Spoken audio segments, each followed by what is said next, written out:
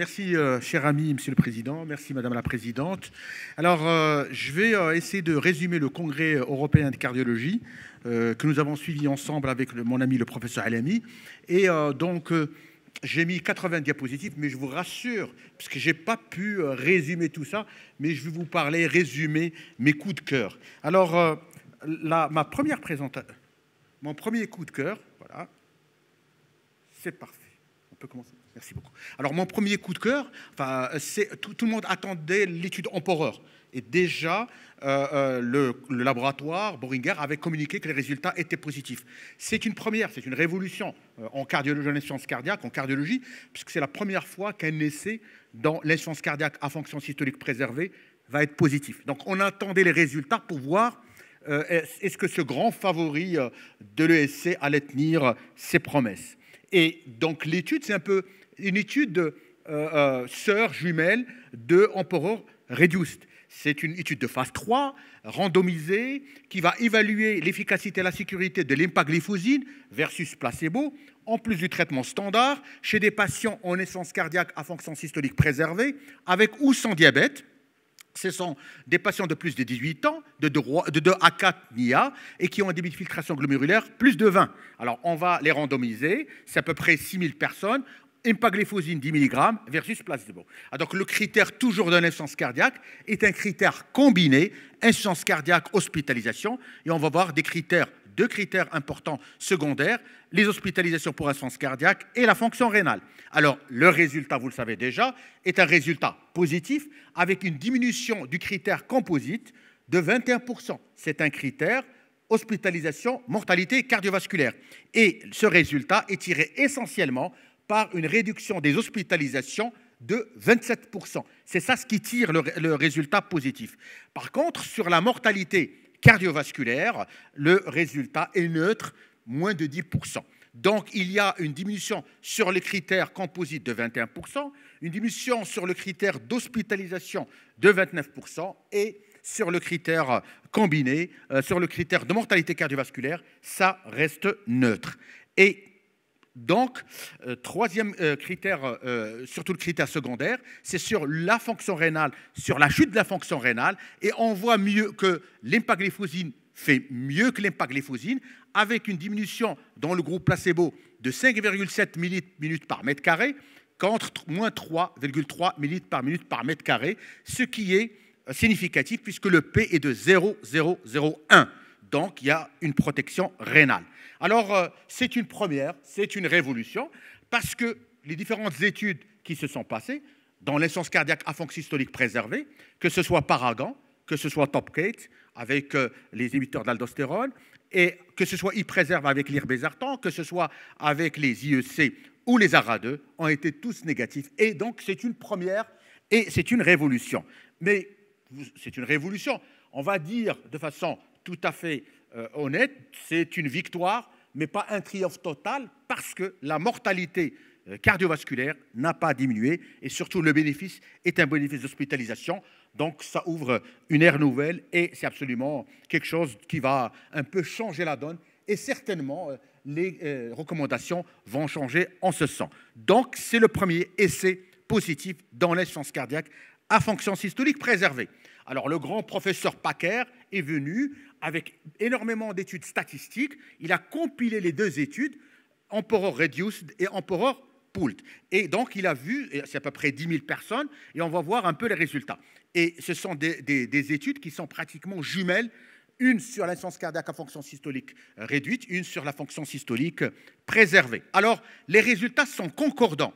Dans Reduced, nous avons une diminution du critère combiné de 25% critère mortalité cardiovasculaire hospitalisation contre 21%. Sur le critère hospitalisation pour insuffisance cardiaque, 31% sur Emperor Reduced et 29% sur Emperor Preserved. Par contre, sur la mortalité cardiovasculaire, si du kiff-kiff, c'est exactement la même chose. Et sur les hospitalisations totales dans l'insuffisance cardiaque, c'est à peu près la même chose. Donc, vous voyez que les résultats sont absolument concordants. Alors, reste sur le rein. Alors, pour faire court sur le rein, l'empagliflozine protège le rein, mais ce qui est intéressant à noter, c'est que plus la fraction d'éjection est basse, plus le rein est protégé. C'est-à-dire que le bénéfice, essentiellement, va venir chez les patients qui vont aller de 20 à 30%, voire de 30 à 40%. Par contre, quand on va aller sur des fractions d'éjection normales, plus de 60%, ce bénéfice est réduit, voire nul. Et donc, quand on voit sur la protection rénale, et ça a été un grand débat, donc il y a une réduction, il y a un effet bénéfique manifeste et clairement démontré sur les patients moins de 30%, entre 30 et 40%. Par contre, lorsque vous voyez que la fraction d'éjection approche les 60%, c'est neutre. Et on a justement aujourd'hui, en cardiologie, ces personnes qui viennent avec une fraction d'éjection de plus de 60%, qui sont fibrillation auriculaire, qui sont des femmes. Et aujourd'hui, il y a toujours un débat, il y a toujours des choses à faire dans les essais thérapeutiques ou donc dans l'avenir. Et donc, ce sont un peu les résultats d'Emperor Poult. Deuxième étude qui a été faite sur l'insuffisance cardiaque, c'est l'étude GUIDE. Alors, avant d'entrer, de vous présenter, j'ai parlé à Erika Bergel, et c'est une étude de suivi d'hémodynamique à distance. C'est-à-dire, on va prendre la pression pulmonaire à distance, on va mettre un cathéter qu'on va mettre dans l'artère pulmonaire qui va nous mesurer la pression pulmonaire à distance et on va monitorer cela. Et donc, cela a été déjà positif dans l'étude Champion, qui s'est intéressé chez les malades en classe 3, en insuffisance cardiaque, et qui a montré que quand vous suivez la pression pulmonaire à distance et vous ajustez le traitement en fonction de cette pression pulmonaire, donc vous diminuez les hospitalisations et ça peut être bénéfique. C'est ce qu'on appelle le CardioMEMS qu'on utilise. En France, j'ai l'impression que c'est peu utilisé. Et ce CardioMEMS, c'est quoi? C'est un cathéter implanté dans l'artère pulmonaire par cathétérisation et qui va vous transmettre la pression pulmonaire systolique, la pression moyenne et la pression diastolique. Pourquoi ça vous transmet ça? Parce que, aussi bien dans l'insuffisance cardiaque à fonction systolique préservée que dans l'insuffisance cardiaque à fonction altérée, l'augmentation de la pression pulmonaire précède la décompensation. Et à ce moment-là, si vous avez la pression, vous pouvez précéder la décompensation et ajuster le traitement. Alors, dans cette étude-là, il y a deux versions. Il y a une version pré-Covid et après-Covid. Quand on fait une analyse totale, le résultat est neutre sur le critère principal, hospitalisation, insuffisance cardiaque, toute cause mortalité. Le résultat est neutre, ça n'amène rien. Mais quand vous faites une analyse avant Covid, c'est-à-dire vous essayez de voir l'ensemble des résultats avant Covid, c'est positif, ça tire à peu près vers... avant Covid, c'est 12%, ce n'est pas significatif. Si vous faites avant le Covid, c'est moins 19%. Il faut dire que l'ensemble des études ont été impactées par le Covid et par conséquent, ce résultat est mitigé puisque en période de Covid, on a moins d'hospitalisation pour infarctus, donc que ce soit pour insuffisance cardiaque.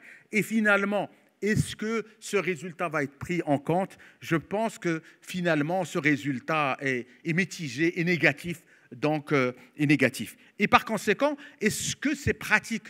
Alors, parfois, vous avez des malades qui sont en insuffisance cardiaque, qui ont des défibrillateurs, qui ont des resynchronisations, et vous allez leur mettre en plus un cathéter pour mesurer la pression pulmonaire. Il semble que c'est une technique assez populaire aux États-Unis. En Europe, j'ai fait un tour de table, et a priori, l'applicabilité et le CardioMEMS n'est pas aussi populaire.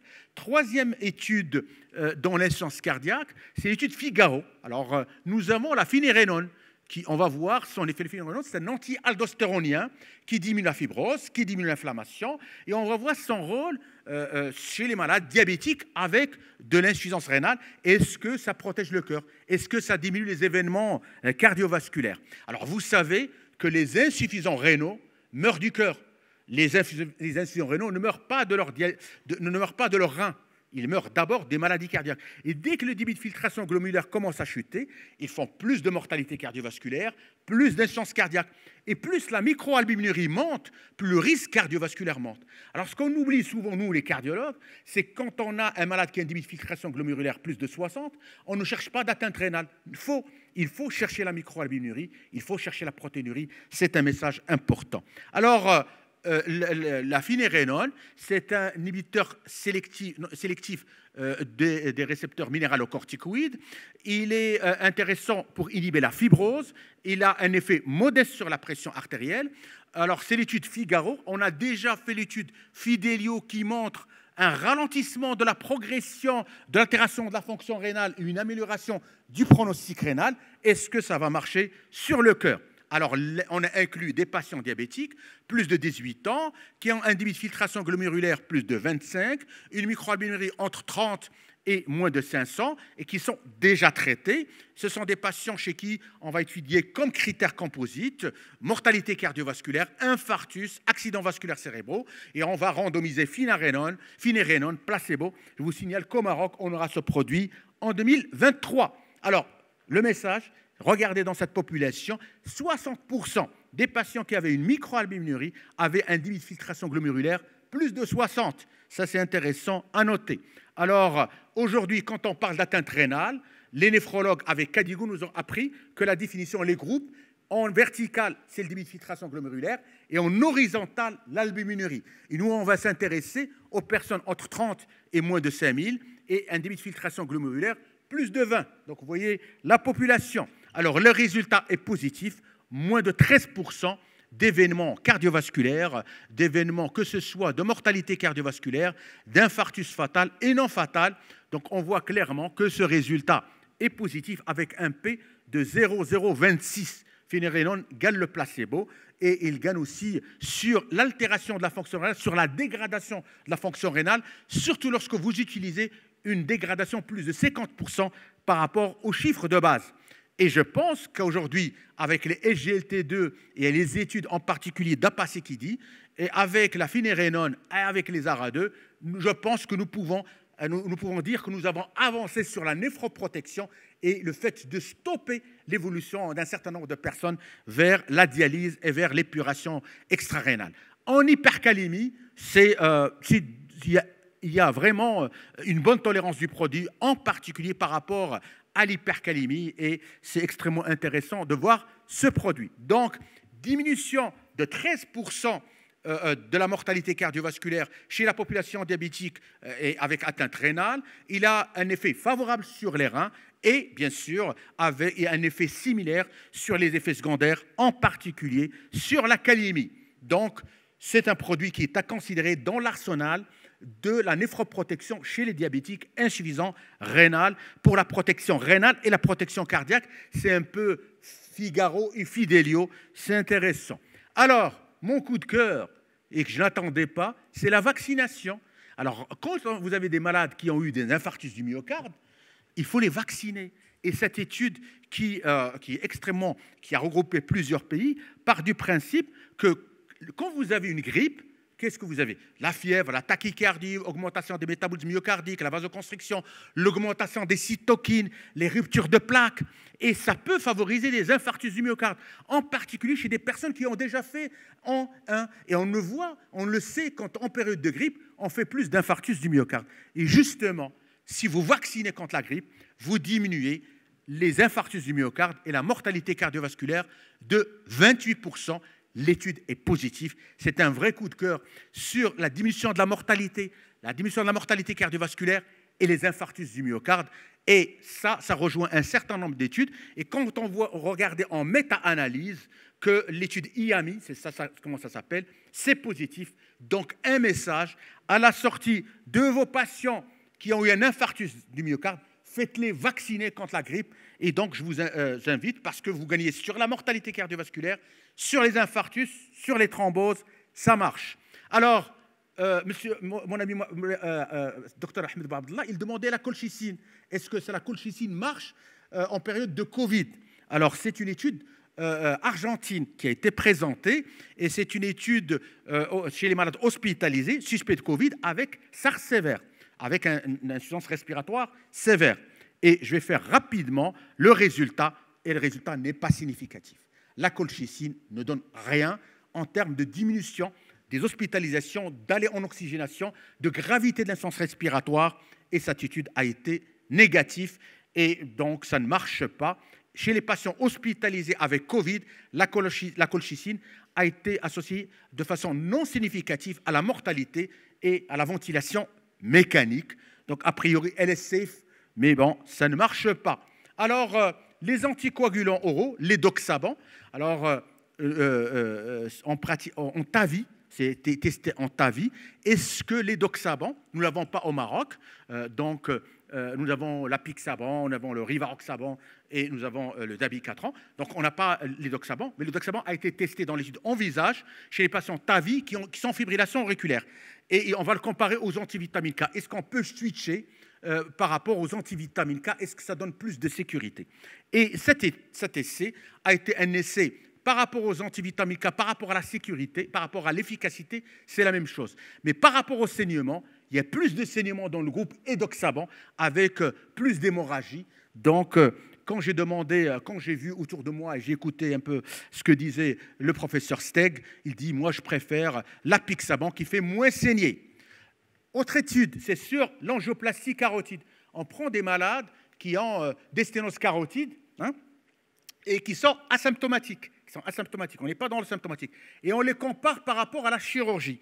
Et cet essai est un essai qui nous rassure, c'est pratiquement du kiff-kiff. C'est-à-dire l'angioplastie carotide fait aussi bien que la chirurgie, ce qui est un avantage parce qu'on ne va pas opérer les patients sur le critère mortalité périprocéduriale, sur les accidents vasculaires cérébraux, avec un léger avantage non significatif, bien sûr, par rapport à la chirurgie, mais c'est une population asymptomatique, je vous le rappelle, et donc cet essai permet d'ouvrir une ère nouvelle, plus d'angioplastie carotide.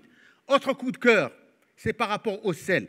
Et c'est une étude qui nous vient d'Australie et qui se sont amusés à prendre des patients qui ont fait un accident vasculaire cérébral et on leur réduit le sel et on augmente un peu le potassium. Et ça a été fait sur 600 villages et le résultat est positif. Donc on met des substituts au sel, 75% de NaCl, 25% de potassium par rapport à 100% de sel. Et le résultat est positif, que ce soit sur les accidents vasculaires cérébraux, que ce soit sur les événements cardiovasculaires, sur la mortalité, et c'est non significatif par rapport à l'hypercalémie. Donc faites vacciner vos infarctus et mangez moins de sel, c'est extrêmement intéressant. Et ça, c'est une autre étude. Alors, autre étude, c'est une étude sur l'hypertension artérielle qui a été présentée tout à l'heure, c'est l'étude STEP, c'est un peu sprint chinoise, qui s'est mis à voir, il a comparé le traitement intensif de l'hypertension, c'est du sujet âgé de 60 à 80 ans par rapport au standard. On va baisser de 110 à 130 mm de mercure dans un groupe intensif par rapport à plus de 130 mm de mercure. Donc, on va faire du sprint et le résultat est sans équivoque. On diminue les accidents vasculaires cérébraux, on diminue les infarctus, on diminue la mortalité cardiovasculaire et c'est une étude qui a utilisé aussi donc, une surveillance à distance de la pression artérielle. Les deux dernières études, rapidement, ce sont l'étude de détection de fibrillation auriculaire chez les personnes âgées. Alors la première, c'est Loop Study. On prend des personnes qui ont plus de 70 ans, qui sont à haut risque de fibrillation auriculaire. On leur met un moniteur implantable et on va voir par rapport à un groupe contrôle. Donc un groupe contrôle, est-ce qu'on va détecter plus de fibrillation auriculaire? Et si on détecte plus de fibrillation auriculaire, ça vous donne la possibilité de mettre plus d'anticoagulants. Est-ce que ça va changer le pronostic? A priori, ça ne change pas le pronostic, ça ne change pas le risque d'accidents vasculaires cérébraux ou d'embolie systémique. Et par conséquent, vous détectez certainement plus. Mais est-ce que ça a un impact direct sur le pronostic des malades? Donc, bien sûr que l'étude ne montre que non, mais en plus, c'est que si vous mettez plus d'anticoagulants, vous risquez un peu plus d'accidents hémorragiques. Alors, la toute dernière étude, c'est l'étude SMART. C'est une étude, là aussi, de moniteurs implantables chez des patients à haut risque qui ont fait un infarctus du myocarde avec dysautonomie neurovégétative. Mais c'est une étude qui a regroupé peu de patients, à peu près 500 personnes, et qui va bien sûr détecter chez les personnes qui ont eu un infarctus avec une fraction d'éjection de 30 à 35% et un défibrillateur et un moniteur implantable, bien sûr, vous allez détecter plus de fibrillation auriculaire, plus de BAV, plus de tachycardie ventriculaire non soutenue. Mais est-ce que ça a un impact sur le traitement, sur le pronostic. Ça reste à démontrer, mais ça ouvre une ère nouvelle par rapport à la prise en charge des patients. Voilà un peu le résumé de ce congrès rapidement européen, avec un grand coup de cœur pour la vaccination pour l'infarctus. Mangez moins salé. Finalement, on a commencé à vaincre l'insuffisance cardiaque à fonction systolique préservée. On a une ère nouvelle. On a de nouveaux outils pour protéger les reins. En termes de rythmologie, on va mettre de plus en plus, dans les années à venir, de moniteurs implantables qui vont plus surveiller les patients. Je n'ai pas parlé en coronarographie, en ischémique, parce que j'en ai parlé hier. Aujourd'hui, la tendance, c'est surtout les patients à haut risque hémorragique, et donc à raccourcir avec MasterDapt et DAPT Acute Coronary Syndrome, de raccourcir le traitement antiplaquettaire, biplaquettaire, d'une année à 3 mois, 6 mois ou 1 mois. Donc tout ça, c'est un peu des choses qui sont extrêmement intéressantes et qui vont certainement avoir un impact positif sur la prise en charge de nos patients. Je vous remercie.